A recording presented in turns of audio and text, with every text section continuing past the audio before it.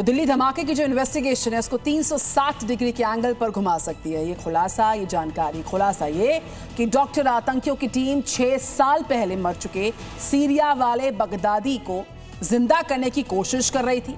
बिल्कुल सही सुन रहे हैं आप, जी हाँ, ये खबर आपको चौंकाएगी, जरूर चौंकाएगी, क्योंकि यहाँ पर ये खुलासा ही ऐसा है। आतंकी मुजम्मिल के मोबाइल से मिले सबूत, 1 महीने के दौरान हुई कुछ गिरफ्तारियों का जब कनेक्ट होता है तो मालूम चलता है कि बगदादी हिंदुस्तान में सांसें ले रहा है। ऐसा हम क्यों कह रहे हैं, देखिए ये विस्फोटक खुलासा इस रिपोर्ट में। वो मजहब के नाम पर जिंदा जला देता था, वो जरा सी गलती पर गर्दन उड़ा देता था, वो महिलाओं पर सरेआम कोड़े बरसाता था और शरिया ना मानने वालों को फांसी लगवा देता था। लेकिन सवाल है कि दिल्ली धमाके की इन्वेस्टिगेशन के बीच इतनी खौफनाक बातें क्यों और किसके बारे में कही जा रही हैं? तो इन सवालों की डिटेल आपको बताएंगे, एक एक सबूत भी दिखाएंगे, मगर अभी 2 लाइन में सिर्फ इतना समझ लीजिए कि दिल्ली के आतंकी डॉक्टर हिंदुस्तान में बिल्कुल ऐसा ही प्लान लागू करने की मंशा पाले बैठे थे। वो सीरिया वाले अल बगदादी को जिंदा करने की कोशिश कर रहे थे।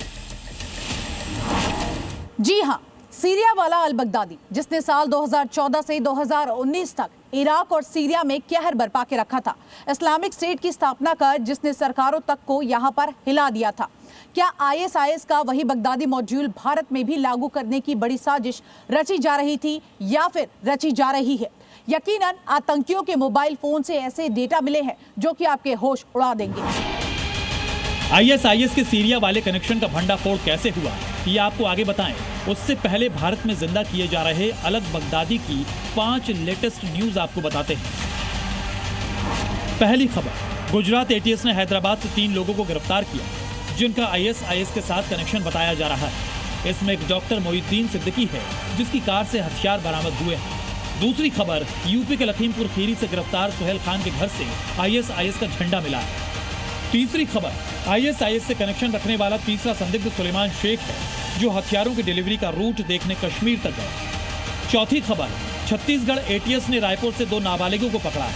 आरोप है कि आईएसआईएस ने इनका ब्रेन वॉश किया और इन्हें आतंकी बनने की ट्रेनिंग दी जा रही थी। और 5वीं सबसे अहम खबर ये कि दिल्ली धमाके में सबसे खतरनाक आतंकी मुजम्मिल आईएसआईएस कमांडर से मिलने सीरिया गया, 20 दिन तक बम बनाना सीखा।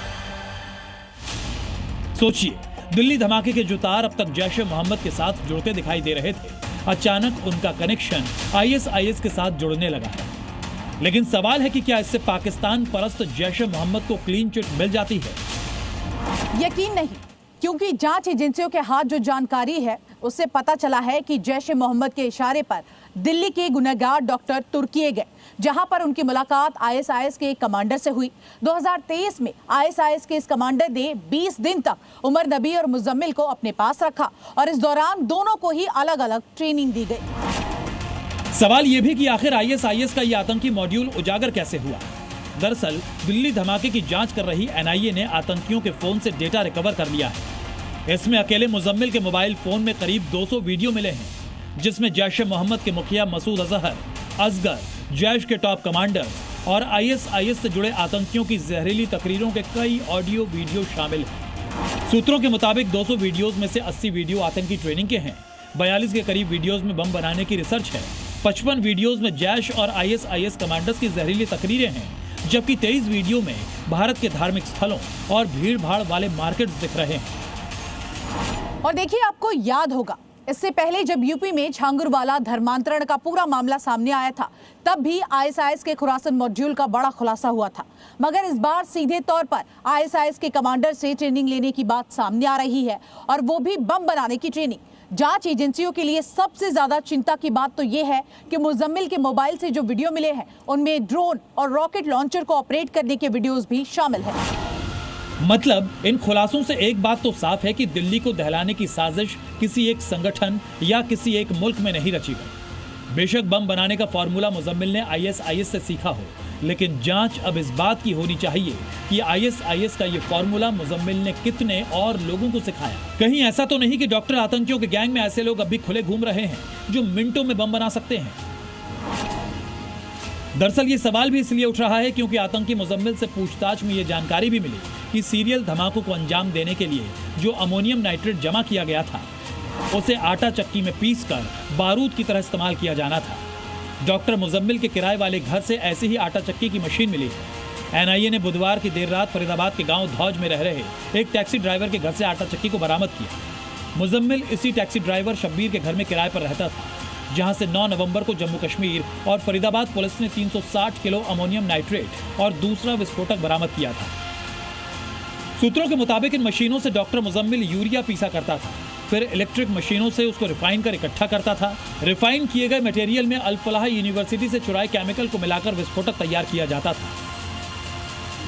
जांच एजेंसियां लगातार आगे बढ़ रही हैं और इस दौरान जांच एजेंसियों को एक मशीन मिली है। वो मशीन इस दुकान के अंदर लाई गई थी, हालांकि यहाँ से नहीं मिली है वो, लेकिन इस दुकान में ज़रूर रखी गई थी क्योंकि जांच एजेंसियां उसे दूसरे लोकेशन से लाकर यहाँ पे रखी गई थी और उसके बाद इसकी जांच आगे बढ़ाई गई। कुल मिलाकर आतंक के इस डॉक्टर मॉड्यूल में रोज नए नए खुलासे हो रहे हैं और जितने खुलासे हो रहे हैं उतनी ही बड़ी साजिश सामने खड़ी नजर आ रही है, क्योंकि दिल्ली धमाके की आतंकी कोर टीम भले ही गिरफ्त में आ चुकी है, लेकिन कौन कौन किस किस के संपर्क में था इनका पकड़ा जाना भी बाकी है। और यकीन मानिए, जब तक ये तमाम चेहरे सलाखों के पीछे नहीं जाएंगे तब तक देश के सामने लश्कर, जैश और ISIS जैसा खतरा सिर उठाए खड़ा रहेगा। Bureau report, ji media.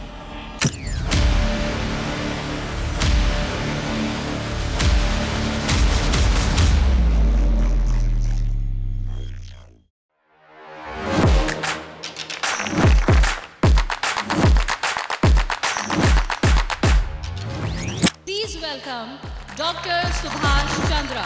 And habit can be micro, macro, 66 times if you repeat the same thing, it becomes your habit.